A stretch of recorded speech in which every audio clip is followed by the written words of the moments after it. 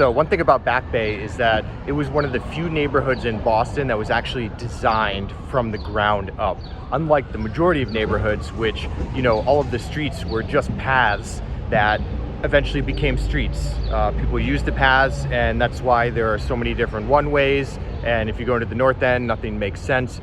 Back Bay, it was designed from the ground up, mid 1800s, and you can tell that because, you know, you start on Arlington Street right by the park, and then it goes all the way down to Gloucester and Hereford, Arlington, Berkeley, Clarendon, Dartmouth, Exeter, Fairfield.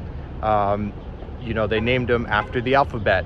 And one of the coolest streets, cross streets. These are all cross streets. You have Beacon, Boylston, Comm Ave, Marlborough, and then Beacon. And that basically makes up all of Back Bay. But one of the coolest streets is this, Dartmouth. And it's special for this reason.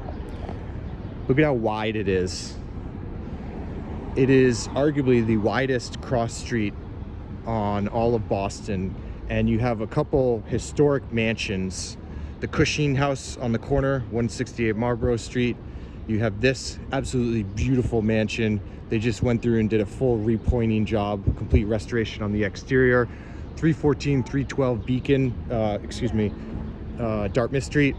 Very cool. This unit just sold for 4.5 million, 3,200 square feet, lower duplex. They're completely gutting it. Has like 14-foot ceilings all the way through. Very cool. And then you have this, 315 Dartmouth. This is a project that has been going on for quite some time. It's going to be 3 7,000 square foot condos. List price starts around $23 million for them.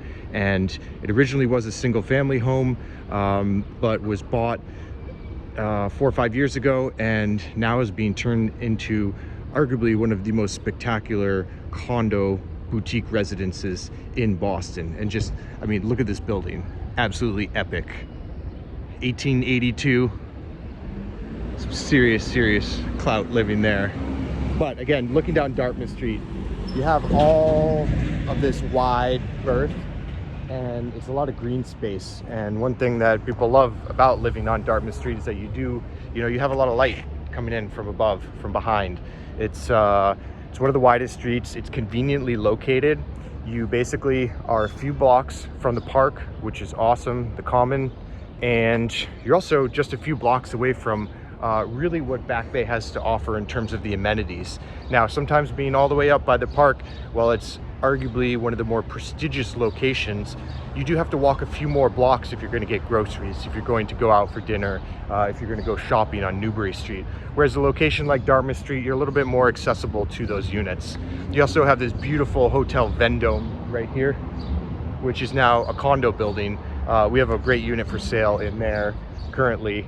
You know, just a lot of these very cool, very large buildings that have been turned into condo projects. So just wanted to touch base on why I think that Dartmouth Street is one of the best cross streets in all of Boston.